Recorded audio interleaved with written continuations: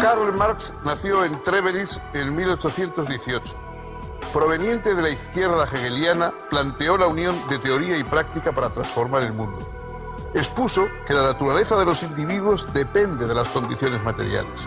Las instituciones políticas, religiosas y legales, así como las ideologías por medio de las que los hombres comprenden el mundo en que viven, su lugar en él y su propio ser, están condicionados por la base económica de la sociedad.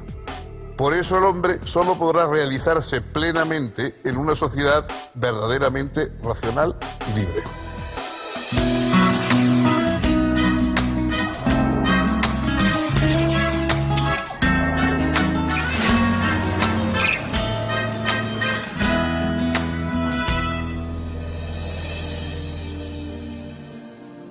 ¿Qué tal, amigos, amigas? ¿Cómo les va?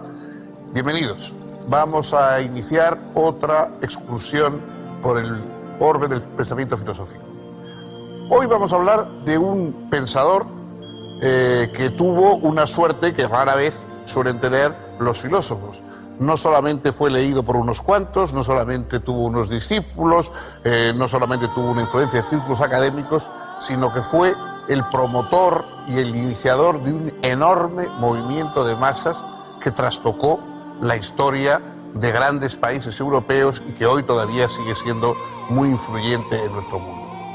Carlos Marx fue un judío nacido en Treveris que fundamentalmente se dedicó a un estudio económico de la sociedad de su época. Antes también había estudiado efectivamente a los filósofos materialistas griegos de la antigüedad, Epicuro, Demócrito, y vivió en gran parte de su vida ganándose el sustento como periodista, y fue verdaderamente un periodista extraordinario.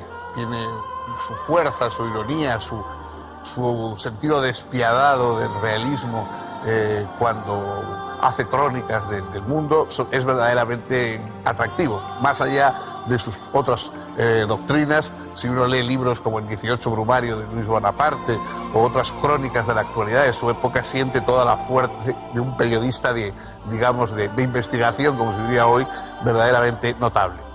El pensamiento de Marx se podría quizá resumir en una proposición, en una frase sobre uno de los filósofos que le estudió, Ludwig Feuerbach. Hizo un estudio con unas tesis sobre Feuerbach muy breves, y una de esas tesis, la número 11, que es la que ha llegado a ser más célebre, dice: los filósofos hasta hoy han tratado de comprender el mundo, pero lo que se trata es de transformarlo. Quizá eso es el resumen del impulso filosófico de Marx. No quiso simplemente comprender el mundo, sino transformarlo, pero naturalmente sabía que no se puede transformar la realidad sin haberla comprendido primero. Este es el planteamiento. A partir de esto, Carlos Marx desarrolló un pensamiento complejo y de un impacto histórico extraordinario. Si siguen ustedes con nosotros, vamos a hacer un resumen de toda esa historia.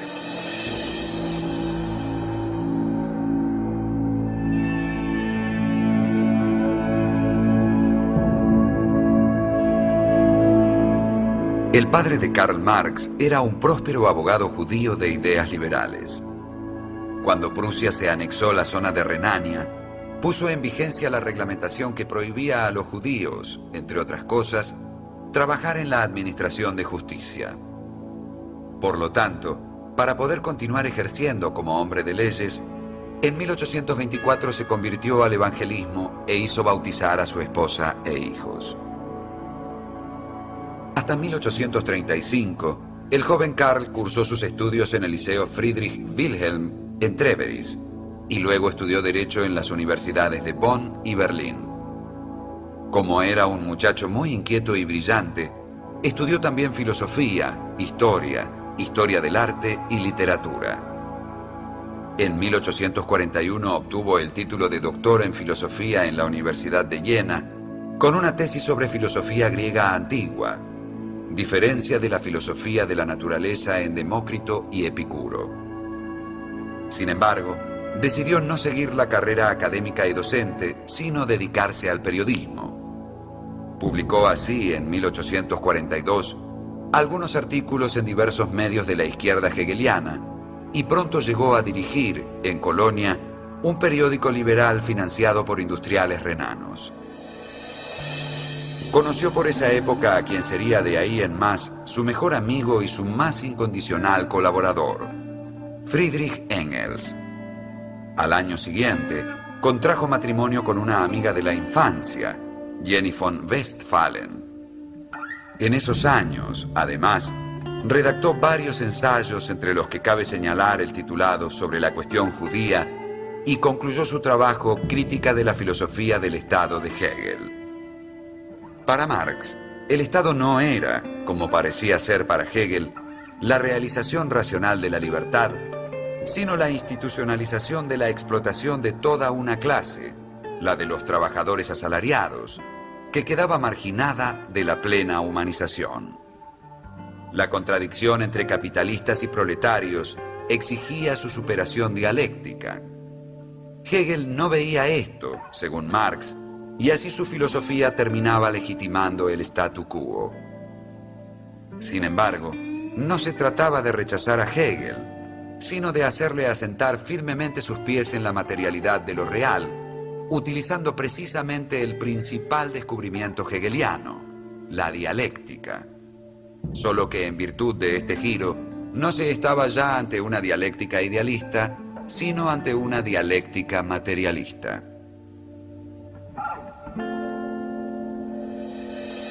Los materialismos de la antigüedad, el materialismo de un Demócrito, de un Epicuro, de un Lucrecio, eran materialismos, digamos, en el sentido científico, es decir, se explicaban que todo está hecho de átomos, que la realidad no tiene espíritu, sino que todo es cuerpo y cosas por el estilo. Pero no se introducían en el campo de lo histórico. El materialismo de Marx parte efectivamente de estos materialistas clásicos de la antigüedad, pero introduce la dimensión histórica. Lo importante no es solamente que todo el mundo es material, que todo el mundo está hecho de átomos y de cuerpos, es decir, que no hay elementos de espíritu sobrenaturales en la realidad, pero es que esto también influye en la historia. También los pueblos, las sociedades, el mundo, digamos, en que vivimos, está basado en condiciones materiales. Normalmente ponemos los ideales, las grandes palabras, las virtudes, la justicia, los más elevados sentimientos por encima de la realidad y no nos damos cuenta de que son, piensa Marx, las condiciones materiales las que determinan realmente las sociedades. Los seres humanos vivimos de acuerdo con nuestras posibilidades tecnológicas, de acuerdo con las desigualdades económicas, es decir, con la jerarquía que da el hecho de que unos posean y otros tengan que trabajar para los que poseen y para su subsistencia. Esas condiciones materiales, esas condiciones que surgen de lo que comemos, lo que producimos, de la tecnología que tenemos para fabricar y para poder viajar y para poder conocer, todas esas condiciones materiales son las que determinan lo demás. Nuestras ideologías, las explicaciones racionales que damos del mundo, eso todo es posterior a las condiciones materiales. Nosotros creemos que lo importante es las ideologías espirituales que explican lo real, en realidad es esa base, esa infraestructura material la que explica, la que da cuenta y se expresa a través de las ideologías políticas, religiosas, etc. Es una subversión, en el sentido estricto del término, es darle la vuelta a las cosas y decir, si queremos comprender el mundo, tenemos que comprender, no escuchar a los ideólogos, sino comprender la materialidad de las relaciones económicas, tecnológicas, etc., en la que viven los pueblos. Comprendiendo esa realidad es lo que vemos la verdad de las sociedades. La verdad de las sociedades no está en su ideología, en el discurso, a veces autocomplaciente, que tienen sobre sí mismas, sino en sus relaciones económicas, sociales, tecnológicas, etc. Este fue la gran vuelta, dar la vuelta a las cosas que realizó el pensamiento de Marx. En 1844, Marx se instaló con su esposa en París, donde intentó vivir de sus colaboraciones periodísticas a diversos periódicos y revistas. Comenzó a estudiar a fondo a los economistas clásicos ingleses y se contactó con la llamada Liga de los Justos, una sociedad comunista secreta, así como con diferentes reuniones obreras. Marx encontró gran afinidad entre sus propias opiniones y las doctrinas de los comunistas, que cuestionaban radicalmente al sistema capitalista y proponían la propiedad común de los medios de producción. En esos años escribió sus manuscritos económico-filosóficos, que permanecerían inéditos por casi 90 años. En ese texto, Marx denunció la naturaleza alienada del trabajo bajo el capitalismo, contrastándola con la idea de una sociedad posible en la que los hombres pudieran desarrollarse libremente en un marco de producción cooperativa. Se relacionó también con los anarquistas y escribió, junto con Engels, un libro que fue publicado en 1845 y que cuestionaba el mundo académico alemán de esa época, La Sagrada Familia. Marx colaboraba en un semanario en lengua alemana, de tendencia netamente antiprusiana, que se publicaba en París. Cuando el gobierno de Prusia, molesto ante las críticas de que era objeto, solicitó al Ministerio de Interior francés que tomara medidas para acabar con esa publicación, todos los columnistas y periodistas del semanario vieron sus visas revocadas. Entre ellos, Marx. Expulsado de Francia, se dirigió a Bruselas. Redactó allí sus famosas tesis sobre Feuerbach, la más famosa de las cuales dice: los filósofos no han hecho más que interpretar de diversos modos el mundo. De lo que ahora se trata es de transformarlo. También escribió entonces La ideología alemana, libro que fue conocido después de su muerte. Explicaba allí que la naturaleza de los hombres depende de condiciones materiales. Las instituciones e ideologías mediante las cuales los hombres regulan sus relaciones, se comprenden a sí mismos y entienden el mundo en el que viven, están condicionadas por la base económica de la sociedad. Por lo tanto, según Marx, los hombres solo podrán realizarse plenamente en una sociedad libre y racional. Ahora bien, en la sociedad capitalista, grandes sectores de la población son relegados a condiciones inferiores de vida en nombre del principio de la división del trabajo. Esto significa que, en términos hegelianos, la sociedad capitalista carecía de realidad racional. En 1847, Marx dio a conocer su Miseria de la filosofía, obra en la que respondía polémicamente a la filosofía de la miseria del anarquista Pierre-Joseph Proudhon. Ese mismo año fundó, junto con Engels, la Sociedad de Obreros Alemanes de Bruselas. Fue elegido vicepresidente de la llamada Acción Democrática y poco después participó en el segundo Congreso de la Liga de Comunistas, realizado en Londres. Se le encargó entonces redactar, junto con Engels, un manifiesto. Ese texto, el Manifiesto Comunista, fue publicado en febrero de 1848. Allí, Marx y Engels plantearon que la historia de las sociedades es siempre historia de las luchas de clases. Este principio fue la base de lo que luego se llamaría el materialismo histórico. En 1849, Marx publicó Trabajo asalariado y capital, y también un artículo sobre la historia del Imperio prusiano que tuvo como consecuencia su inmediata expulsión del territorio alemán. Marx se instaló entonces con su familia en Londres. Como inmigrante irregular, no podía acceder a un trabajo estable y su única posibilidad de subsistencia consistía en escribir artículos para diversos periódicos. Si bien tuvo algún éxito en ese campo, se trataba de un trabajo bastante mal pago y la situación económica de la familia Marx se convirtió en francamente mala.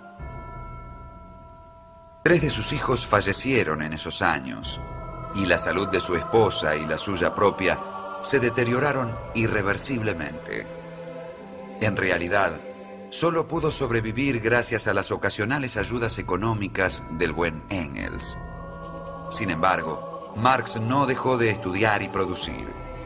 Entre otras cosas, mejoró su dominio del inglés y el francés y aprendió español y ruso. Todos los días concurría a la biblioteca del Museo Británico y allí leía y escribía. En 1850 publicó Las luchas de clases en Francia y en 1852 El 18 Brumario de Luis Bonaparte. También por entonces concibió el proyecto de elaborar una crítica de la economía política clásica. Debido a sus problemas financieros, familiares y de salud, el trabajo fue mucho más lento de lo que en principio él había previsto. En 1859 publicó, como primera parte del trabajo proyectado, su contribución a la crítica de la economía política, obra que tuvo una buena recepción y en la que Marx expone que el estadio histórico que denominamos capitalismo debe ser superado en virtud de su radical irracionalidad. Es claro que dicha irracionalidad debía aún ser probada con claridad. A ello se dedicaría la continuación de este texto, un estudio pormenorizado sobre el capital.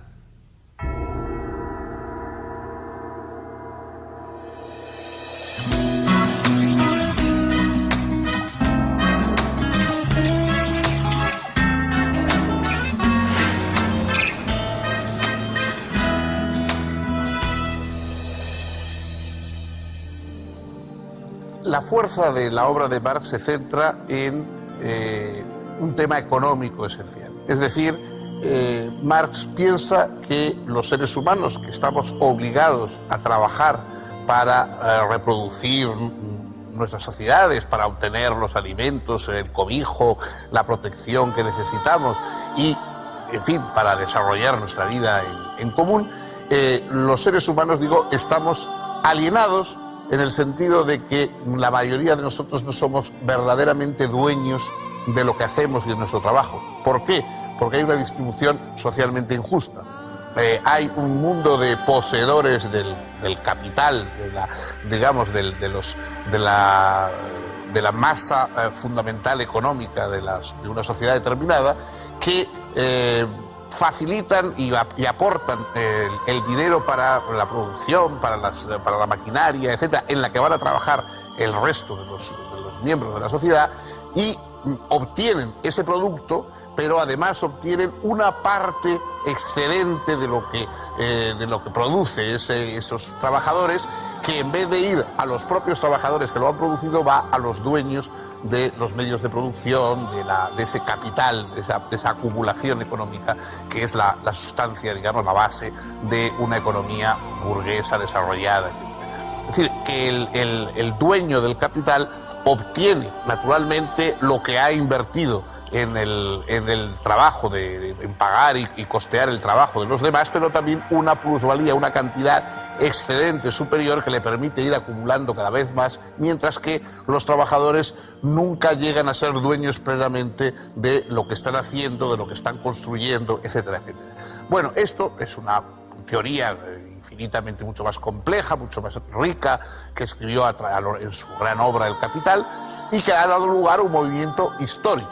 Es decir, el comunismo fue un grupo de personas que poco a poco se fue extendiendo a lo largo de Europa y que causó la revolución en Rusia, etcétera, de gente que piensa que ese capital no debería estar en manos privadas, sino que debería de alguna forma ser dueño todos los trabajadores también de ese excedente que están produciendo, y que eso se debería repartir igualitariamente en la sociedad. El Manifiesto Comunista es uno de los textos más célebres y más, extraordinarios como elemento subversivo, como evangelio, de una nueva clase que se han escrito nunca. Y Marx no se limitó simplemente a ser un teórico, sino que a la vez impulsó todo este movimiento de renovación y de transformación, de acuerdo con su idea que no se trata solo de comprender el mundo, sino que hay que cambiarlo.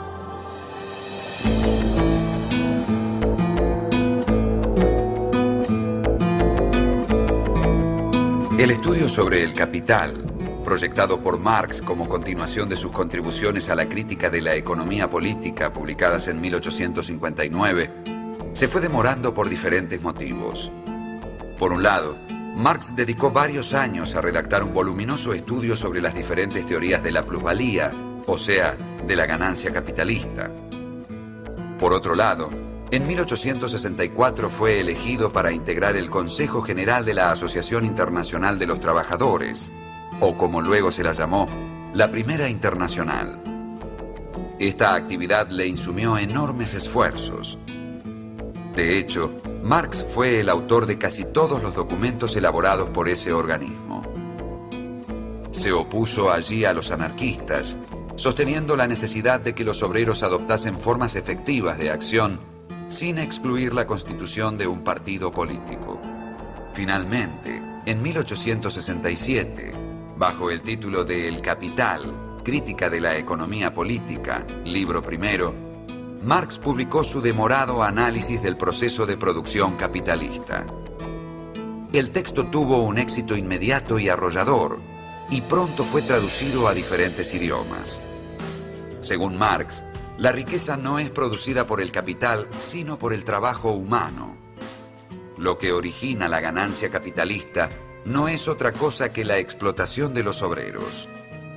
Lo original del enfoque radica en la aplicación del método dialéctico a la economía política.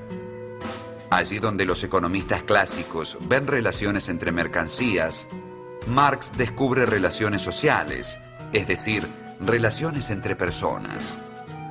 El mismo valor de cambio de las diversas mercancías deriva del tiempo de trabajo social necesario para producirlas. El uso del dinero y la cuantificación del valor de los artículos sugiere lo que Marx llama fetichismo de la mercancía, y que consiste en adjudicar a las cosas valores como si fuesen sus propiedades naturales, olvidando que toda valorización se resuelve en las mutuas relaciones de los seres humanos como productores y permutantes de bienes. Esa falsa conciencia que no ve más que relaciones entre cosas encuentra una particular expresión en la cosificación y venta de la fuerza de trabajo. En este simple hecho de considerar la fuerza de trabajo como una mercancía entre otras, que puede ser comprada y vendida en el mercado, consiste la explotación capitalista. Al vender su fuerza de trabajo, el asalariado recibe a cambio una cantidad de dinero igual al costo de su subsistencia y de otras necesidades que pueden variar históricamente. El propietario de los medios de producción paga esa suma y adquiere el derecho de utilizar la fuerza de trabajo del obrero, apropiándose del excedente de valor creado. Si, digamos, la mitad de la jornada de trabajo corresponde al valor de los productos necesarios para reproducir la fuerza de trabajo, la otra mitad es trabajo no pagado y apropiado por el empresario. Marx muestra que la producción de la plusvalía en el capitalismo solo es apropiación de trabajo no pagado. Ese trabajo excedente no pagado se va acumulando una y otra vez por la clase capitalista en forma expansiva. De hecho, el capitalismo puede ser definido como un sistema en el que el único objeto de la producción es aumentar sin límite tal acumulación de capital, en vez de satisfacer las necesidades de la comunidad. Aquí se encuentra precisamente la esencial irracionalidad del sistema capitalista que Marx revela. A partir de 1869, Engels pudo asegurar a Marx una renta anual fija para que pudiera despreocuparse del dinero. No obstante, su pésima salud y las muertes de su esposa y su hija mayor oscurecieron sus últimos años. Falleció en Londres el 14 de marzo de 1883. Poco antes, refiriéndose a quienes pretendían hablar en su nombre y representar su pensamiento como si éste fuese algo fijo y acabado, había declarado a Engels: «Yo, desde luego, no soy marxista». Los 2 volúmenes siguientes de El Capital habían sido terminados por Marx en los años inmediatamente siguientes a la aparición del primero, pero, sin embargo, siguió corrigiéndolos hasta su muerte. Sería luego Engels quien los revisaría y publicaría póstumamente. El libro segundo apareció en 1885 y el libro tercero en 1894.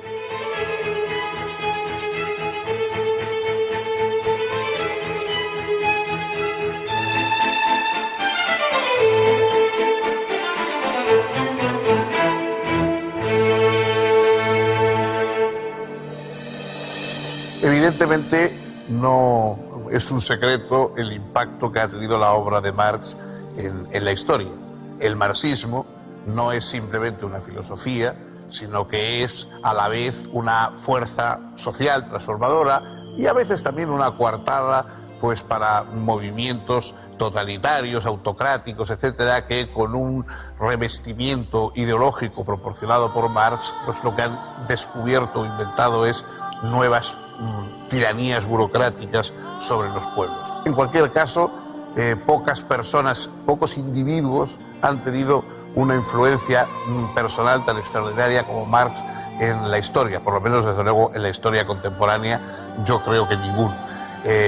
Su obra ha sido discutida por los economistas, ha sido discutida también por las repercusiones prácticas que ha tenido al llevarse a cabo en algunos países.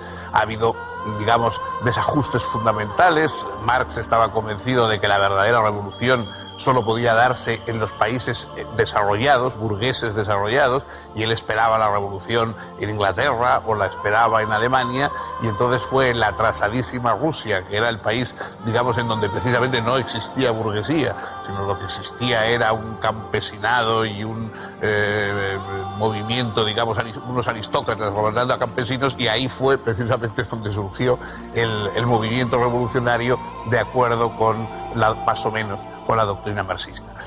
En cualquier caso, por mucho que se discuta su obra desde el punto de vista teórico-económico, por mucho que se pueda y se deban discutir los efectos históricos que ha tenido en algunos países y obviamente digamos, la repercusión sobre la pérdida de libertades o sobre incluso el atraso en ocasiones de algunas sociedades que han querido seguir con exceso de ortodoxia el planteamiento marxista, no cabe duda de que el esfuerzo de Marx teórico fue extraordinario y sobre todo que puso sobre la mesa un problema que está ahí, sea cierto el marxismo o no.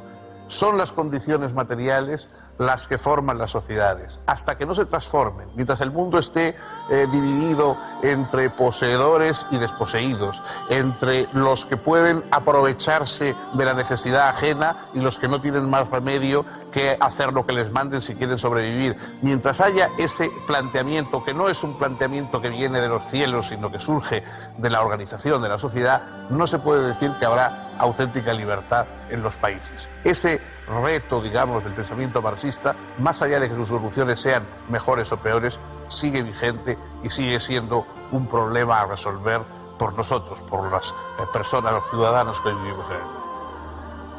Hoy hemos llegado aquí con esta obra tan distinguida, tan importante. El próximo día, si contamos con su anuencia, vamos a seguir con otro filósofo, con otra perspectiva.